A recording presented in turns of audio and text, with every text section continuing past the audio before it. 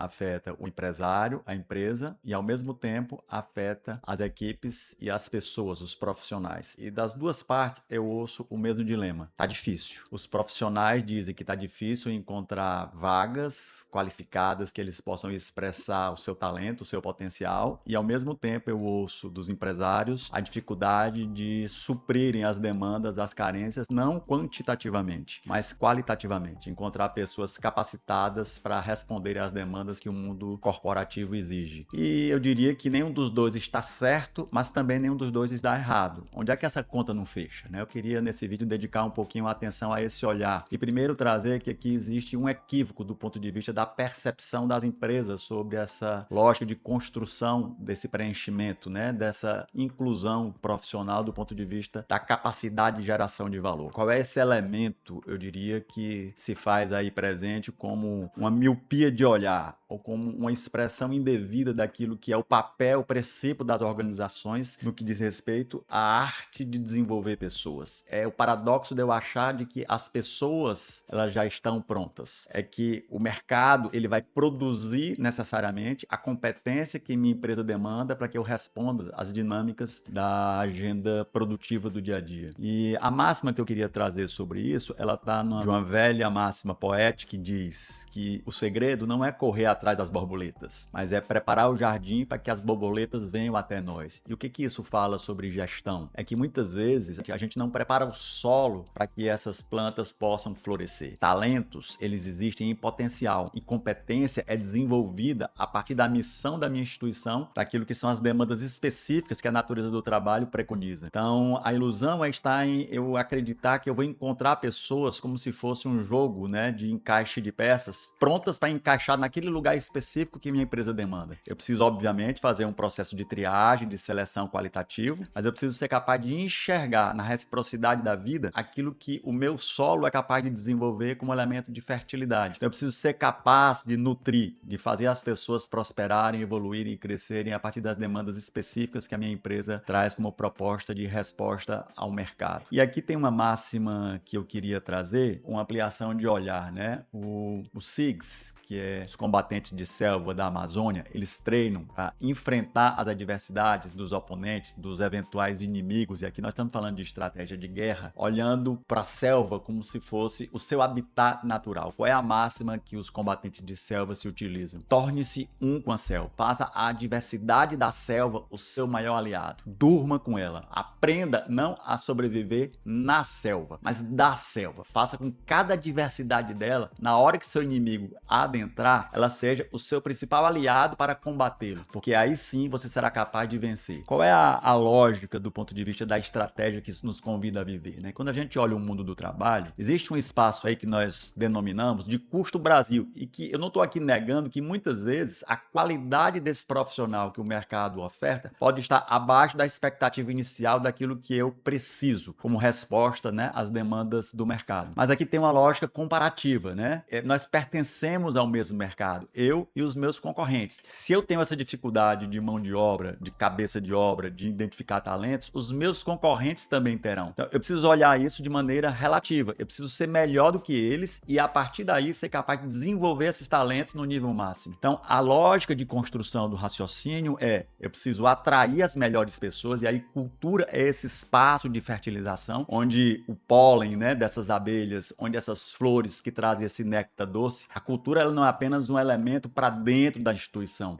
A gente olha muitas vezes do ponto de vista da empregabilidade, né, do sujeito, do profissional, mas as empresas também precisam se colocar em lugares atraentes para que o mercado dialogue e as pessoas queiram pertencer a esse universo, onde as pessoas queiram disputar esse espaço, e aí sim eu vou conseguir selecionar as melhores pessoas, porque faz sentido para elas estarem dentro da cultura da minha empresa. E aqui o único elemento prepondera não é remuneração. É óbvio que remuneração é uma condição para que as pessoas se sintam atraídas, mas não é o único, e eu diria que talvez nem é o mais importante. É que seja um ambiente propício para que as pessoas possam desenvolver, criar, aprender e evoluir. Um grande equívoco, muitas vezes, dos empresários é achar que o único elemento de atração é o dinheiro. É a lógica da demanda de quem dá mais, né? Aí eu começo a entrar numa guerra de mercado, de apenas querer produzir modelos perversos, eu diria, tanto perverso para o profissional como para a empresa, de leilão. E normalmente isso pode pode até gerar um resultado de curto prazo, mas sempre terá alguém mais atraente do que eu. Sempre terá alguém que poderá ter uma oferta maior e por mais que eu consiga trazer e ocupar aquela vaga, mas muitas vezes o turnover se apresenta como um elemento rotativo presente, porque muitas vezes eu até consigo atrair essas pessoas, né? Se eu entro numa lógica de mercado, de leilão, de oferecer os melhores salários, mas será que eu consigo engajar essas pessoas? Será que essas pessoas permanecem? Será que essas pessoas criam raízes profundas ou elas vão vir como gafanhotos, né? Uma vez que elas vêm, sugaram esse néctar, sugaram, né, toda a essência do que esse campo é capaz de florescer e vão buscar novas fronteiras onde quem dá mais irá prevalecer. Então, o grande desafio é a gente ser atraente, não só do ponto de vista remuneratório, mas atraente do ponto de vista de uma construção de carreira onde as pessoas sintam que ali elas podem ancorar o seu saber. E o saber não é necessariamente apenas aquilo que eu vou oferecer para a empresa como conhecimento, mas aquilo que eu serei capaz também de aprender com essa empresa como espaço de co-construção, onde nós aprendemos mutuamente, onde empresa, empresário, colaborador, profissional desenvolvem e crescem juntos. E aí sim, esse espaço de construção social, ele se faz apto a lidar com as intempéries, não dos inimigos, porque no mercado não são inimigos, mas dos concorrentes que muitas vezes querem ceifar as nossas demandas sem terem o trabalho do plantio. Então, o grande desafio é aprendermos a preparar esse solo, a gerarmos os nutrientes necessários para que as pessoas queiram permanecer, queiram estar e queiram, acima de tudo, prosperar e crescer. Porque pessoas não nascem prontas, elas estão associadas às condições que nós geramos a partir do ambiente que nós qualificamos. E aí, assim, né, o grande desafio desse preparo de solo é, de fato, nós encontrarmos e olharmos para essa cultura. Trazendo esse paralelo para o ambiente biológico, nós falamos muito em sistemas de imunidade. A gente fala muito em encontrar nesse elemento orgânico chamado empresa, porque são sujeitos biológicos, condições de nutrientes para que ela possa prosperar. E aí tem uma base fundamental que nós olhamos para isso quando a gente olha para sistemas vivos, que chama-se memória. Todo sistema que fortalece a imunidade no organismo, ele se alimenta da memória. E o que é memória, né? Memória não é apenas uma lembrança. A memória são registros que a gente traz de consciência daquilo que gera valor, daquilo que deve se prosperar, avançar como expressão saudável do nosso DNA. Ele deve trazer as memórias e lembranças daquilo que precisa ser estabelecido, daquilo que muitas vezes a natureza da construção do dia a dia não se faz presente ainda de maneira lúcida, de maneira transparente e cristalina. Então eu preciso fazer ajustes na minha cultura para que as pessoas percebam de fato essa produção de valor explicitada naquilo que elas fazem e não apenas naquilo que os indicadores informam. E eu preciso trazer a consciência e a coragem daquilo que a minha cultura precisa transformar. Porque assim como não existem profissionais perfeitos, também não existem empresas perfeitas. E as pessoas não buscam lugares perfeitos, porque lugares perfeitos, eles não são reais. Elas buscam lugares onde a construção se faz possível a partir dessa consciência da humildade. Então, eu diria que uma das principais condições de ambientes prósperos do ponto de vista desse engajamento é que as pessoas se sintam desafiadas a serem parte da construção desse ecossistema. Porque assim como culturas transformam pessoas, pessoas também transformam culturas. E quando as empresas se abrem para esse espaço de entender que os seus líderes, que as suas equipes, que os seus times podem ser parte desse processo de co-construção, onde as certezas não reduzem a condição dos espaços de criação de outras possibilidades que ainda não se fizeram presente, esse espaço prospera. Porque nenhuma empresa vive a expressão do futuro a partir daquilo que ela fez no passado. O passado é memória, é registro. Mas essa memória, ela precisa ser atualizada, e atualizar é transformar potência em ato a partir das demandas do hoje. E as demandas do hoje, elas não respeitam a lógica do passado. Elas nos convidam a emergirmos a partir de novos lugares. Todo elemento vivo traz isso, né? Eu diria que a maior reverência da vida não é sobre o passado, é adaptação com o futuro, é o vir a ser, é a possibilidade de criarmos espaços, campos de construção, de saberes, de conhecimento, de talentos, de potência, de atividades, de produtos que ainda não emergiram. E esse é o espaço, talvez, onde a criação se faz presente como própria produção da essência da natureza humana. Sermos criadores de realidades. E quando as culturas, de fato, permitem isso acontecer, elas prosperam, não apesar das pessoas, mas junto com as pessoas. E aqui não significa que as pessoas vão se eternizar na sua empresa, porque as pessoas, elas são pertencentes, mas não proprietárias, ou nós nos tornamos proprietários delas. Elas são parte desse ecossistema. E assim como toda célula no organismo vivo, elas se renovam. E pode ser que um dia as pessoas sintam que aquele campo de pertencimento se exauriu e que ela vai buscar buscar novos voos. Isso não significa que o processo fracassou. Pelo contrário, as pessoas passam por nós. Mas dentro do ecossistema nutritivo nesse sentido, ao passar, elas deixam algo. Elas crescem e nós crescemos juntos e abrimos espaço para que novas pessoas possam permanecer e possam produzir aí e contribuir com a sua jornada. Então esse é o maior desafio, é a gente entender que o mercado é aberto, é livre. Não é sobre um indicador apenas de turnover quantitativo, mas é entendermos que pessoas estão ficando, que pessoas estão saindo e o que faz essas pessoas ficarem ou as pessoas saírem. E se eu sou capaz de gerar esse campo, né, de recepção, de entusiasmo para que as pessoas queiram nos visitar e serem atraídas por essa fortaleza de construção de amanhãs. E se esse ambiente próspero faz sentido para você e você quer ser parte da plantação dessa cultura pródiga, dessa cultura que celebra futuros, que constrói empresas de fato válidas e prósperas, segue a gente e compartilha esse vídeo com alguém que você acha que essa mensagem vai fazer sentido para ela também.